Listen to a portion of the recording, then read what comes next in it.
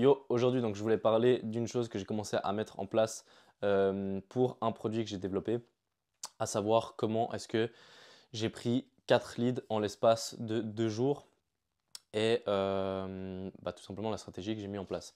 La première chose que je voulais mentionner, c'est à propos du produit. Et le produit, parlons-en. Le produit il est très important parce que c'est le produit qui va te permettre de faire des promesses de vente. Qu'est-ce que tu vas pouvoir offrir? Donc déjà, quelle garantie est-ce que tu fais et quel est le résultat que la personne va avoir? À quelle vitesse? Quel pain point tu vas lui éviter? Ça veut dire, qu'est-ce que ton produit va offrir qui va rendre sa vie plus facile? Euh, et aussi par rapport au prix. Le prix, il n'est pas très important. Quelque chose que j'ai vraiment mis en avant, c'est l'aspect satisfaction ou remboursé. Mais ça, c'est vraiment genre l'argument final de vente.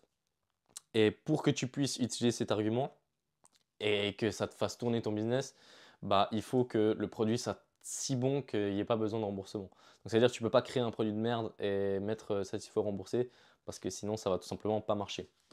Donc, le produit, il doit avoir de la qualité et c'est la qualité qui va te permettre de faire une vente et une promesse.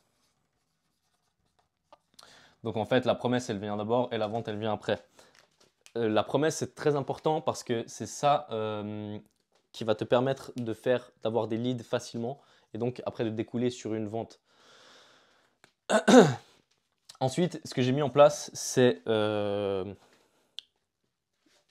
deux ad sets. Donc là, on parle de Facebook Ads. Déjà, moi, j'avais un problème assez intéressant, c'est que mon compte était bloqué depuis des années. Genre, j'étais interdit de faire de la publicité. J'ai supprimé mon compte Facebook de A à Z, genre même le privé et tout. Ça a pris 30 jours pour qu'il reset tout et j'ai réessayé de m'inscrire et maintenant apparemment je peux faire de la publicité. Jusqu'à quand je sais pas, donc on touche du bois. Donc j'ai fait deux adsets de Facebook Ads et dans chaque adset j'ai mis 4 créatives et j'ai lié ces adsets, donc ces créatives et ces adsets à un Calendly. Le Calendly, donc c'est un endroit où il y a ton calendrier. Tu choisis les plages que tu veux avoir. Et en fait, donc le prospect qui clique sur le lien, il va être mené à la page Calendly. Sur la page Calendly, il y a les détails du call, enfin les détails du rendez-vous qu'ils prennent avec toi.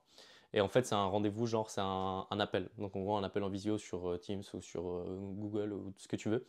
Et l'avantage avec ça, c'est que c'est là que tu vas pouvoir pitcher et faire ta vente. Donc, tu as un produit de qualité où tu peux faire une promesse pour ensuite mener à une vente. Le client ou le prospect, il voit ça à travers tes deux adsets et tes quêtes créatives, à savoir les deux adsets, ils ont deux intérêts différents. Donc, on va mettre intérêt 1, intérêt 2. Je sais pas, moi par exemple, j'avais mis, puisque là c'est un objectif de perte de poids, je crois que dans un j'ai mis diète et dans l'autre j'ai mis maquillage. Ma théorie, c'était que si quelqu'un veut prendre soin de son physique, elle fait attention à son apparence. Et donc, c'est comme ça qu'elle va vouloir perdre du poids. Donc, intérêt 1, intérêt 2, quête créative. L'intérêt des créatives, c'est pour tester différents call to action. D'ailleurs, ça, c'est intéressant. En fait, j'ai créé vraiment, je pense que c'était chaque créative fait maximum 15 secondes. Et c'est 15 secondes où je teste les 2 premières secondes, le contenu au milieu est le même et l'appel, le call to action est le même. C'est vraiment le début qui change. Par exemple, je dis, je pourrais mettre peut-être en description si j'oublie pas, mais le début c'est si tu fais partie de cette catégorie de personnes, alors écoute cette vidéo jusqu'au bout. Si tu as envie de perdre du poids sans, et là tu mets les promesses de ton produit, sans ça, donc sans les pain points dont on parlait dans le produit, comme ça, la personne, elle se dit ah ouais, c'est moi ça, ah ouais, c'est moi ça. Et donc, elle écoute jusqu'au bout. Et à la fin, il y a le call to action qui est de partir sur le Calendly pour booker un call avec moi, un call gratuit. Ça, c'est important que ce soit gratuit parce qu'il n'y a aucun engagement.